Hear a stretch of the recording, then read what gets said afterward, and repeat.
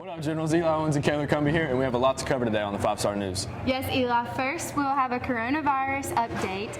Then we'll have a blood drive preview. And lastly, in sports, we'll see about the All-Star basketball game. All that and more coming up next on the 5-Star News.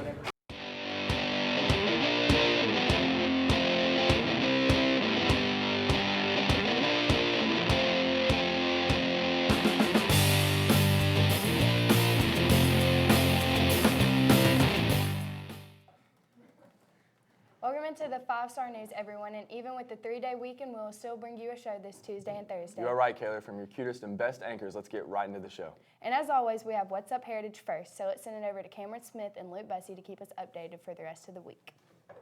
In the words of Patrick Henry, give me liberty or give me death.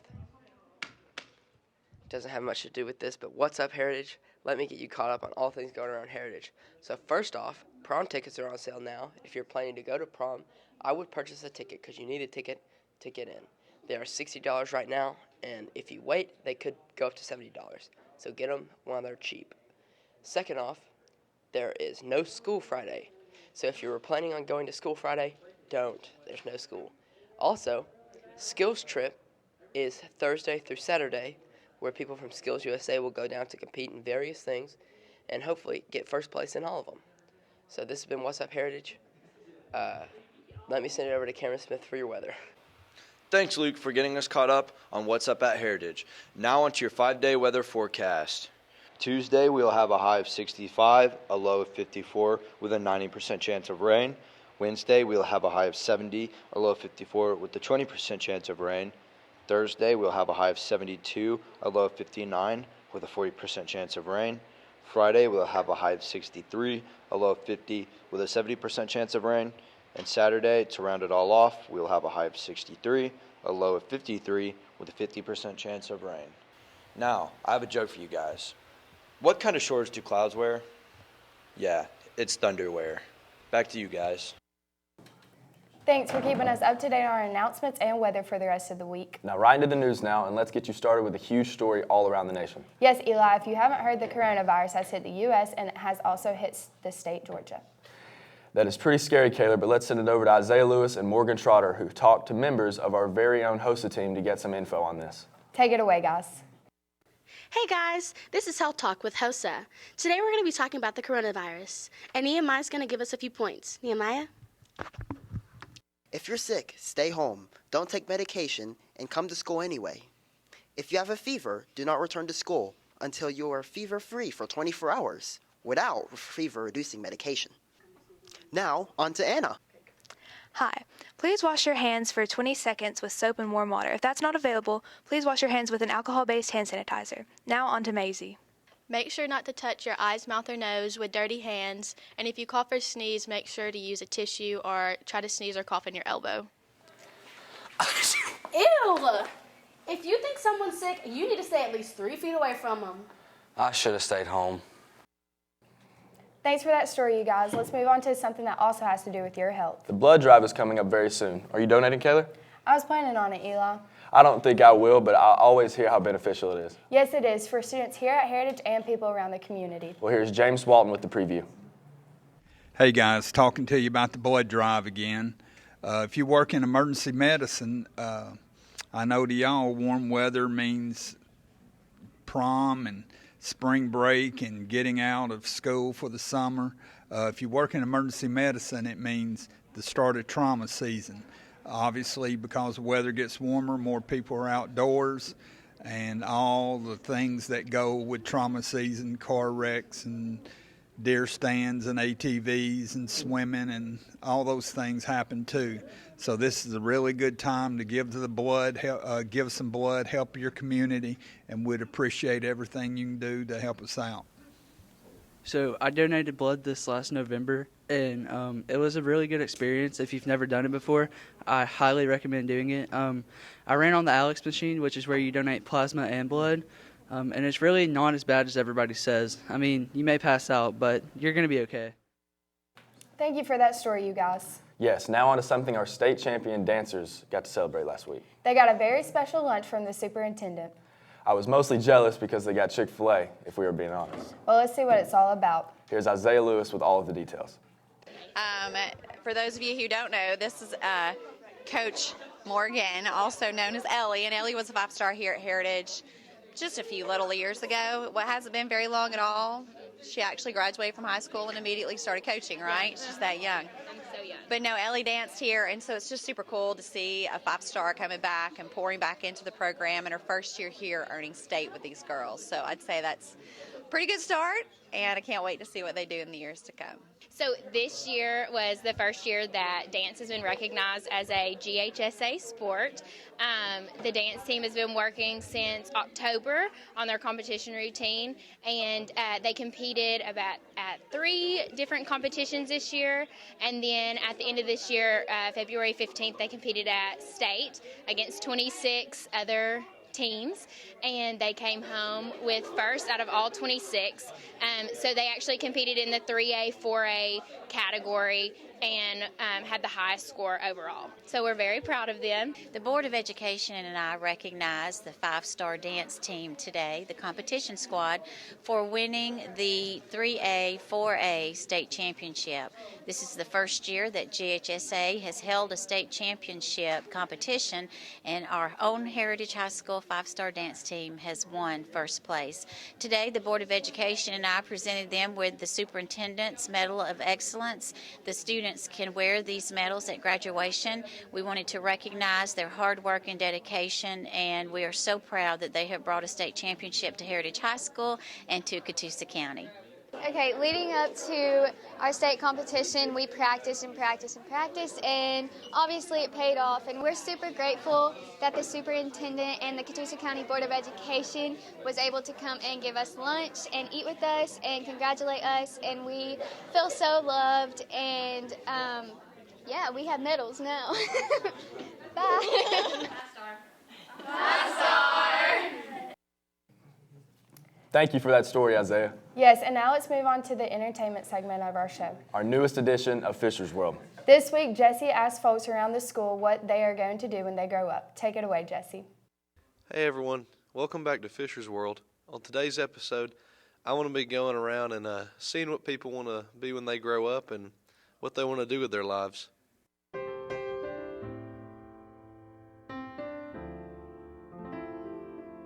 Brody, what do you want to be when you grow up? Well, I would like to be a police. I kind of like calling it a cop. And I want to be in the army. Hey, what do you want to be when you grow up? I want to be on a farm with my best friend Maddox. We're just going to raise some cows and stuff. It's gonna be fun. Coach Terry, what do you want to be when you grow up? It's a tough one. When I grow up, I really just want to be Jeremy Wynn. You know, teach some psychology, AP psychology. Maybe some U.S. history. Just be an avid Trump supporter. With no logic behind it whatsoever. You know, that kind of thing. Yeah, Mr. Wynn sure is a cool guy. I wouldn't mind being him too. Why do you want to be a cop or in the army? I want to be in both. Why do you want to be in both? Because it's cool. Why do you want to be on a farm with Maddox in particular? We've just had these plans for a while, and as of right now, I still want to go through with it. Jesse, what do you want to be when you grow up? Brody, when I grow up, I want to be a teacher. Do you want to know why I want to be a teacher? Yeah, tell us. All right. I want to be a teacher because I want to help students that are struggling in class like I used to struggle in class. But you struggle in class, you will make them struggle too. So, are y'all going to grow anything, or is it just cattle? As of right now, it's just cattle. But we could grow something later if we wanted to. Like friendship, you can grow friendship? We can grow friendship, yes.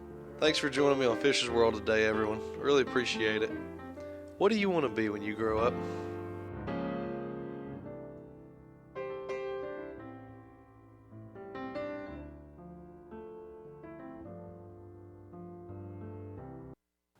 Thanks for that, Jesse. Yes, but it is a time for a commercial break here on the show. Don't go away because next in sports we will have a new Spotlight Player of the Week. And we'll also dig deeper into the All-Star basketball game coming up soon with some of our very own Heritage players. Let's send it over to DB and Lolo.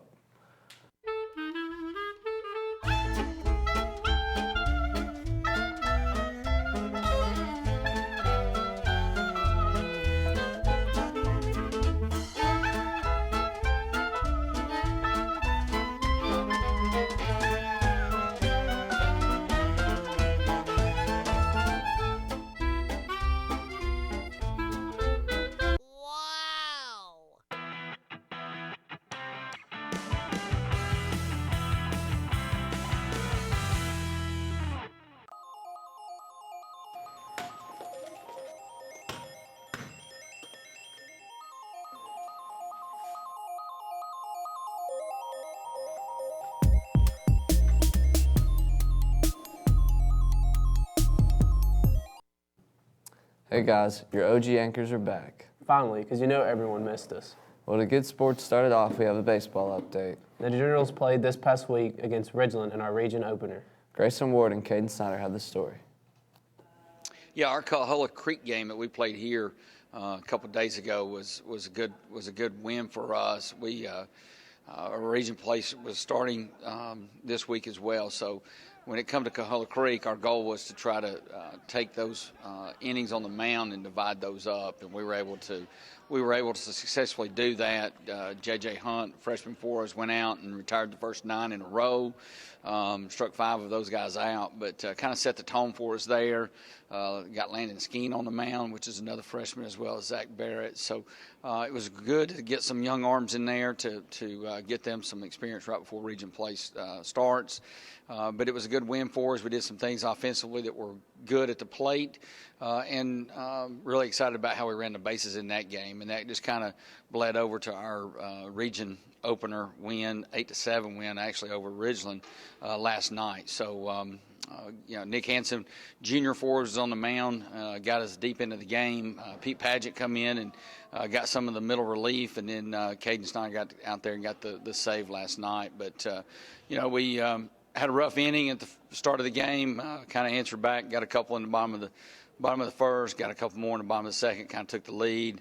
Gave a run away, to be honest, back to them, and then our guys kind of battled back through some adversity there, and had a big 6th inning, put a 4 spot up on the board, and then was able to go out and make some plays defensively. But really like how we're swinging the bat, putting the ball in play, and how we're handling and taking care of the baseball right now. And then the other thing is how well we're running the bases. That's kind of been an emphasis all year, and to see our guys do that and do it well is exciting.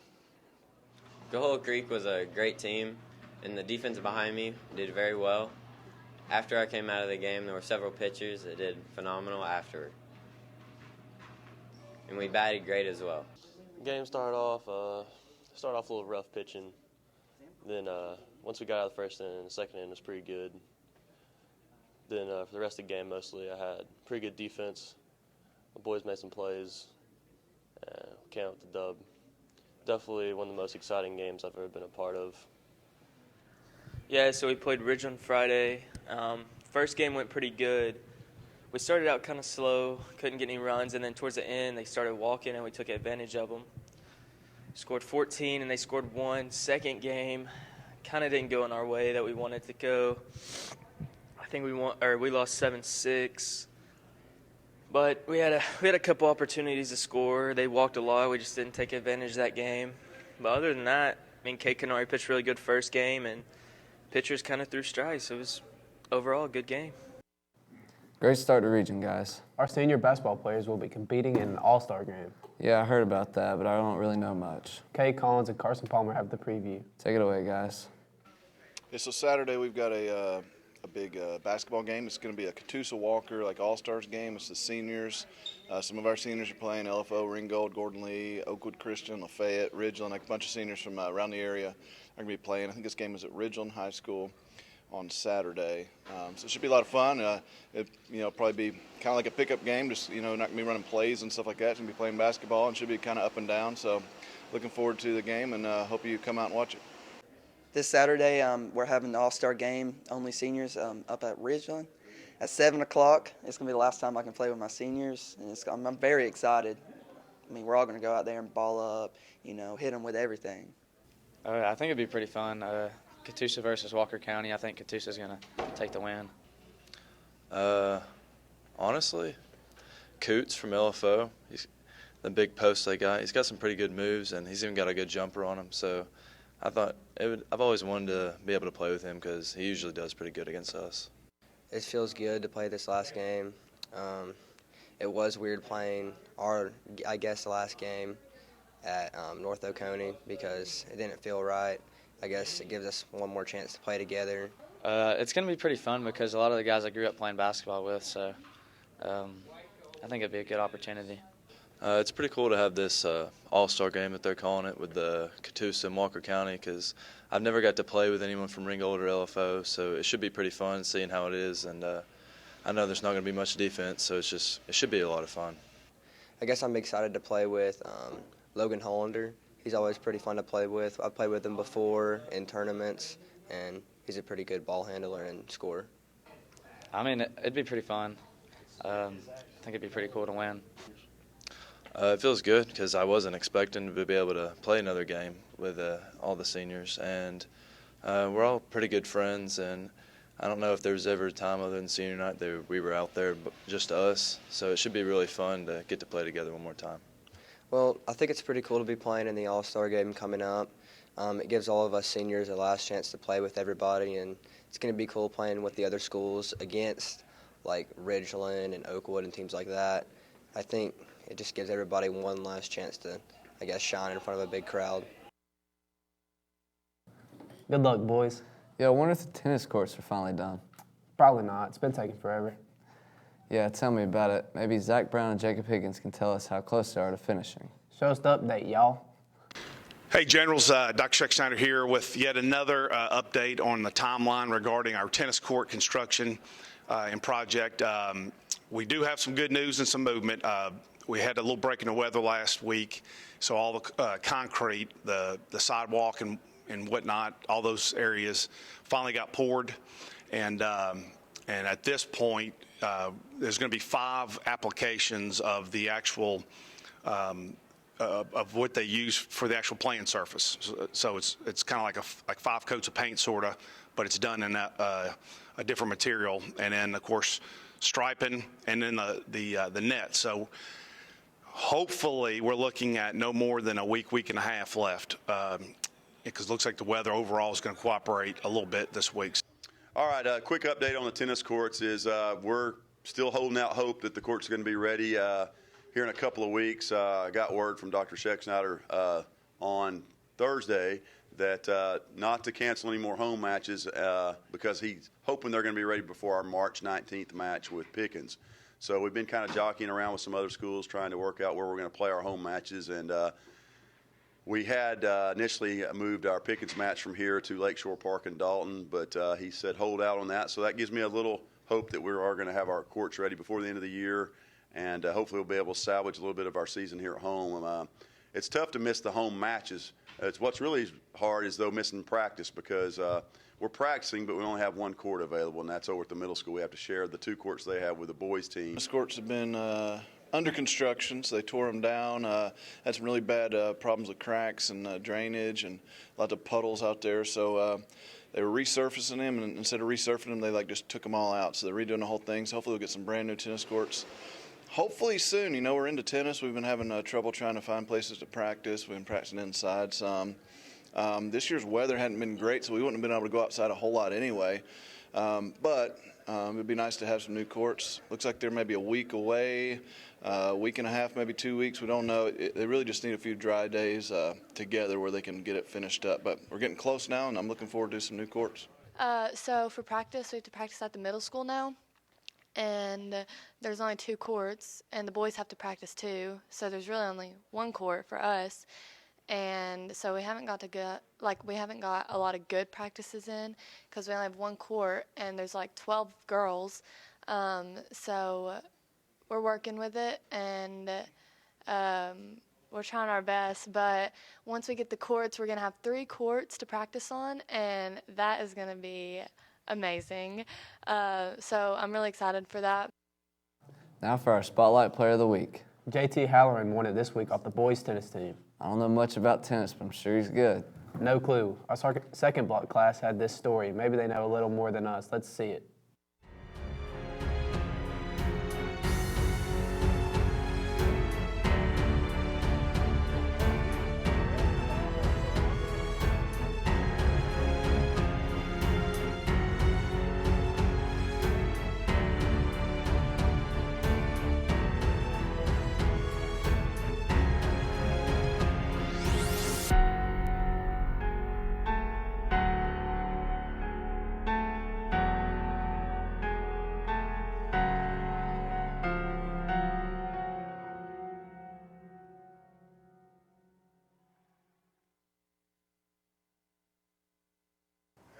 You have been selected for your performance against Ringgold and Ridgeland for tennis. How does this make you feel? Well, it's really an honor to be Spotlight Player of the Week. I really appreciate it, and I'm looking forward to a great season. What makes JT so worthy of this award? Well, JT, he's a very solid tennis player. He's number 2 on the team for a good reason. He's really good. His serves are fast, accurate, and he doesn't lose that much. What are some things you're looking to improve on throughout the rest of the season? Well, I'm looking to improve my drop shots. I just feel like they're just not there yet. I really need to work on my serve and get more consistent. It's really good whenever I can get them in, but I need to be more consistent. What do you think is his best strategy to win? What's his best shot? You talked about his serve a little bit. Forehand, backhand. I mean, what's giving him his best chances to win? His forehand's really strong. It's fast. It most of the time always stays in. People have a hard time hitting it back to him. His backhand's also pretty good. It's something he needs to work on, but it's still really good. And JT's a good tennis player. He's got really good ground strokes, so that's one of the things I've noticed just watching him from a distance is that his forehand and backhand are really pretty good for a public high school tennis player. I think he's had some lessons somewhere down the line, and he uses those strokes to his advantage a lot of times. His forehand's really got a lot of power on it, and his two-hand backhand's pretty solid as well. So I think his consistency on his forehand and backhand's been pretty good. I think he needs to work on his serve a little bit. What are some goals you want to achieve on before the end of the season? Well, I'd like to finish with an undefeated season, which is going to be very hard, but I feel like I'd like to just peak my ability as a player and just keep on getting more consistent at hitting the ball back and become like a harder hitter, I guess you'd say, like hit the ball harder, and that's about it. Our dance team had a showcase last Friday. Yup, the seniors' final performance as generals. I didn't get to go to it, but Destiny Rhodes did and has the recap. Let's see it, Destiny. With a future in our hands, so many dreams, so many plans. Always knew after all these. Okay, so we had the dance showcase last Friday, and I think it went really well. It was really sad to dance the last time with all the seniors, and it's really sad to watch them leave, but we had a lot of students come out and support us, and I just want to thank all the students that were there, and they were very supportive, and we threw out t-shirts, and it was just really fun to see everybody just smiling, but it was also really sad at the same time. So I thought it personally went great, and I'm just sad to see all the seniors leave. On Friday we had the dance showcase, and it went pretty good. I'm really glad that all of the students came out and watched us, and it was my last time ever performing as a Heritage 5-star, so it was pretty sad, but I enjoyed every moment of it. Thank you for sports, you guys. But now it is time to get to the second entertainment segment of the show. Yes, and we have another edition of Heritage Unsolved. Let's see what all they have for us today with their mystery they had last week, but a part 2 in store for you today. Yes, and I'm excited, so here is Jeffrey Miner with the new segment.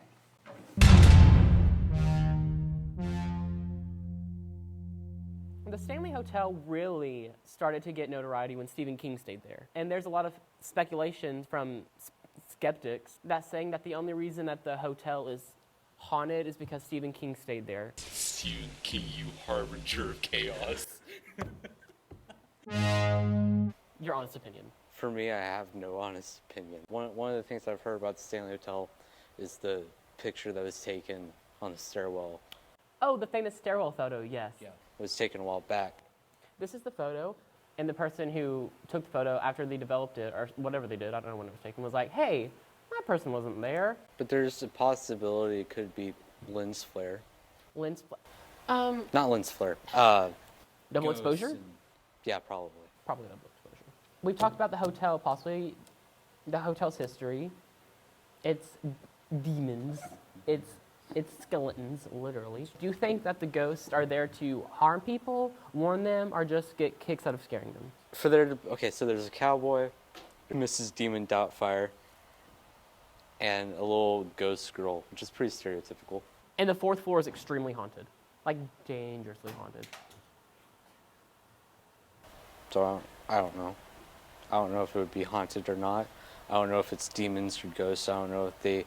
Well, of course they mean harm because they're scratching people. Oh, yeah, you're right. But some people, like Miss Wilson, I don't think she's there to cause harm. She's just trying to get things straightened out.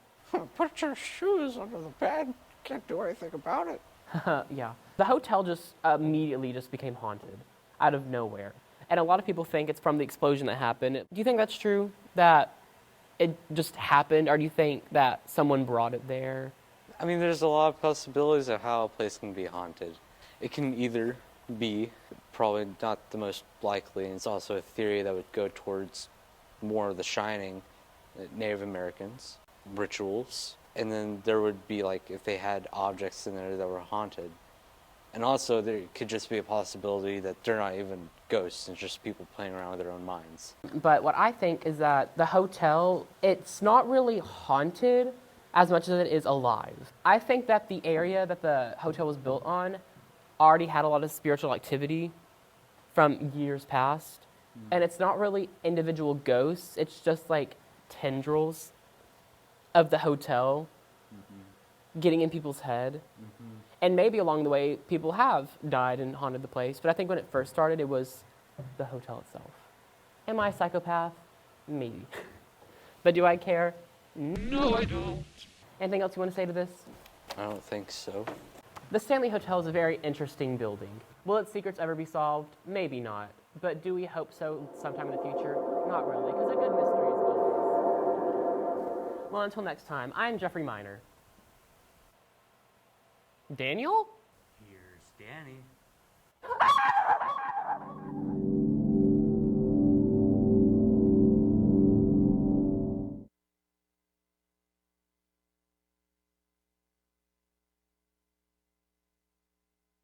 Thanks for never failing to entertain us, you guys, but sadly that is all the time we have for today's show.